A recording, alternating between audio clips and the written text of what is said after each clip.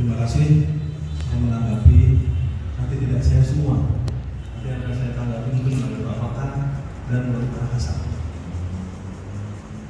Ini akan saya sampaikan terkait dengan penyampaian Bapak Mubin Gadapura. Ini harapan terkait dengan Kamtibmas, terus kemudian untuk kegiatan patroli dan kegiatan terkait dengan penindakan 303 atau 712. Kami sudah ada yang namanya UKR, unit kecil lengkap, dan saya mengharapkan UKR ini nanti Pak Asa sama Pak itu koordinasi dengan Pak Kapolok bahwa UKR-nya tidak akurat,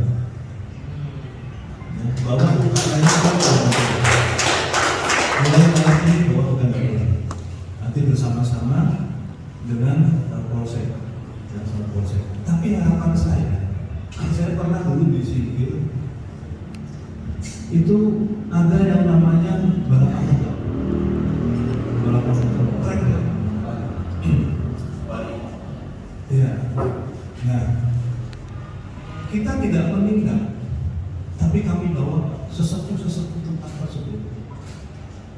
Nanti sesepuh ini panggil orang tuanya ini.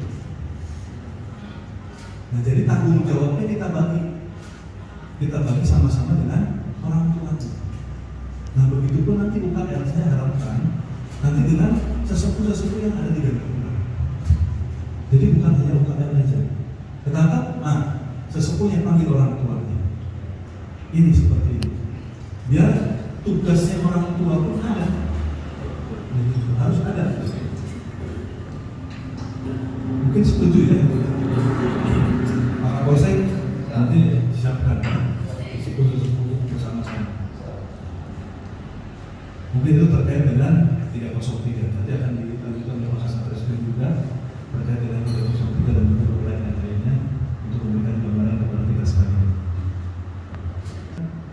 Perkara kekerasan di dalam pesantren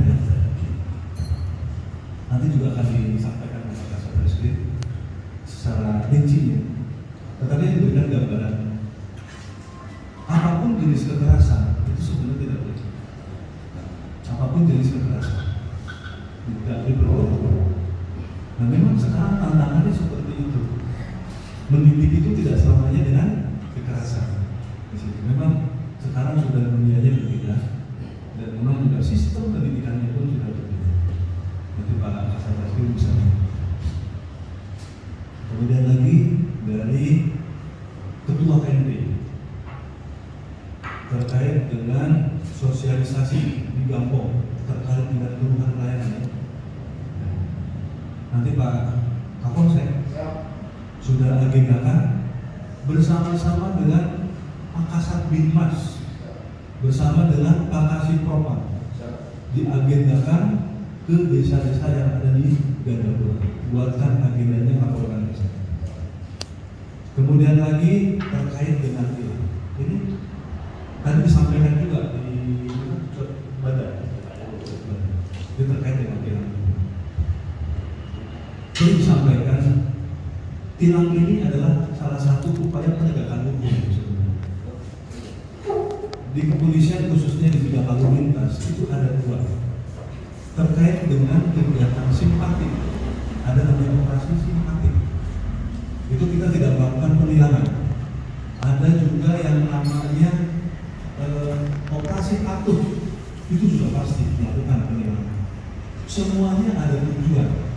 Setiap kegiatan pasti akan dilatar belakang dengan latar belakang tertentu. Contohnya, orang tidak menggunakan helm, ditilang, pasti ditilang. Kenapa ditilang?